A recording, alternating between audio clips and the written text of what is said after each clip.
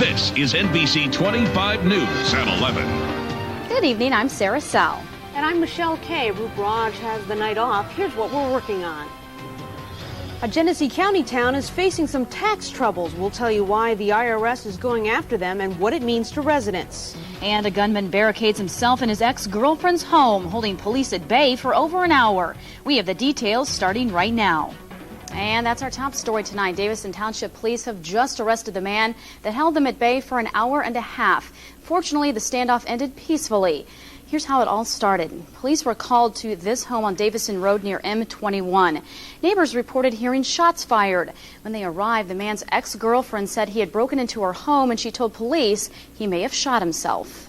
After taking her into temporary custody, we went up to the house and tried to gain entry to the house to check on the status of the other individual, and were encountered by a man with a gun at that point at the house.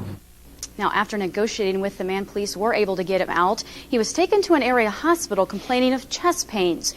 No word on possible charges. In other news tonight, the IRS is going after Mount Morris Township, claiming that officials did not pay over $54,000 in taxes in 1999. But township officials say it must be a mistake. NBC 25's Jennifer Akers is working to get the latest. She's here now with more. Jen?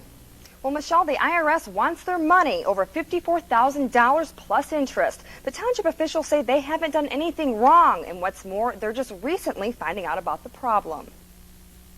We should have been notified on many occasions before they slapped a lien on us.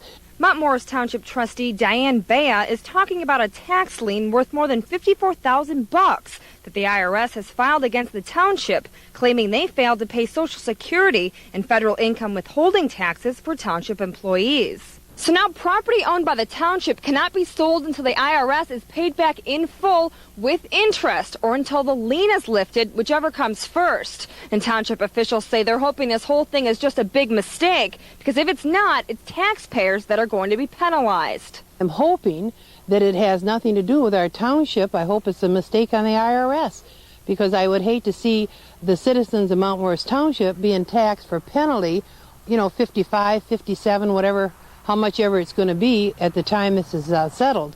And Mount Morris Township taxpayers are also hoping they're not the ones who have to pay for the mistake. I wouldn't really want to pay it because I didn't think it was my fault, so I shouldn't have to pay for somebody else's mistake. If it's not just a mistake, maybe they'll find another way. We'll just all have to come together and do what we have to do. If we have to pay it, I guess I have to pay it, but not a happy camper about it, I tell you that much. I want some answers, along with the rest of the community.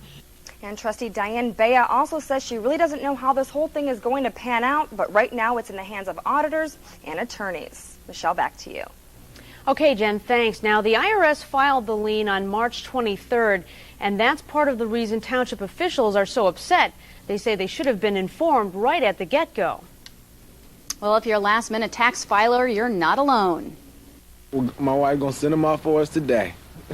just a whole bunch of different things we've been having to do, so we're gonna send them off today. I have a friend that's filing for an extension, but we've got ours in. I just filed it yesterday, but that was because of a complication that I couldn't do anything about. Now, the tax deadline is tomorrow, and if you're looking for a fast fix, filing online may be a good way to go. You can get your refund faster that way. But if you don't have a computer, Kinko's printing centers are offering 30 minutes of free computer usage to filers. They'll also give you free laser print copies of your return. Of course, be prepared for long lines tomorrow. Print shops, post offices, and local tax services all expect to be swamped. One man is dead and two others injured after their car rolled over in Midland County. It happened early this morning on Saginaw Road. Police say 34-year-old Michael Toth of Saginaw County was trying to pass another car when he lost control. He died at the scene. The two other victims were taken to the Mid-Michigan Medical Center. The crash remains under investigation. A Flint man is charged with open murder tonight after allegedly strangling his wife.